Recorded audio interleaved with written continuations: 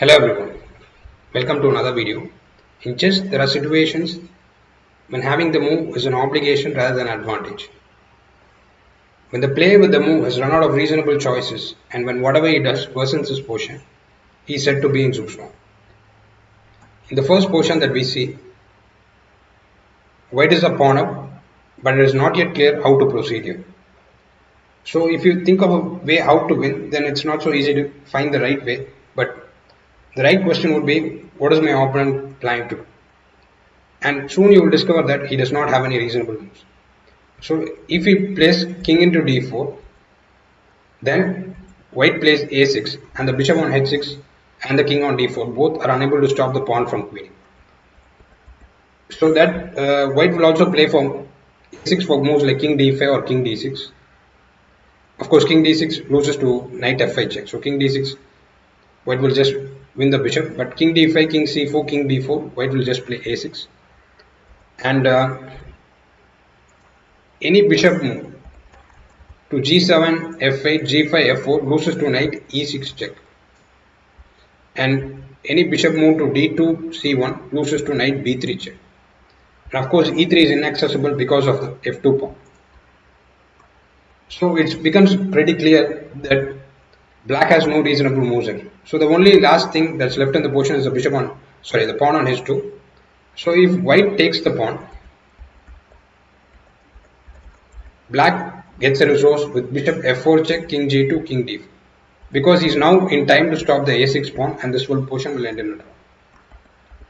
So king into h2 would also be a mistake. So white just removes the one move that black doesn't saves black. So king h1.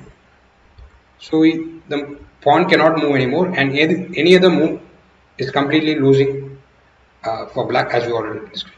This is a simple but brilliant study by Kaspari. In the middle game, zugzwangs are more rare because there are more pieces but not unheard of. So in the position we are seeing is from the game Alekhine Nimzowitsch from the year 1930. After outplaying Nimzowitsch for most part of the game, we arrive at this position and black plays king d8. So there are a lot of ways to win here. Even probably b5 wins. King d8 is aimed at protecting the c7 rook and stopping b5, but even probably b5 wins here just because of the superiority of the position. But Alekhine noticed that black is in zugzwang and played h4, to which black rightfully resigned because black has no reasonable moves at this point. If he plays g6, king h1, h5, king g1, I just keep waiting till you have to lose something. If rook b8, you lose the knight. And if you move the king or queen, you lose to b5. But the simplest but perfect illustration of zugzwang was provided by Lasker in his book Lasker's Manual of Chess.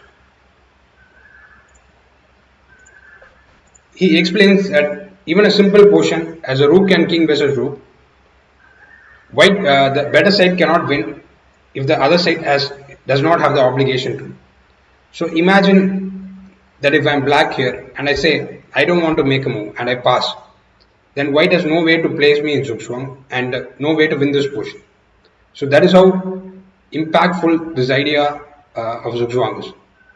So if I play this, I'll move my king, of course, but at the moment of zugzwang, I'll choose to pass and white has no way to win this position. So zugzwang is a very common and well-known element of chess and very important. I hope you enjoyed the video. Thank you for watching.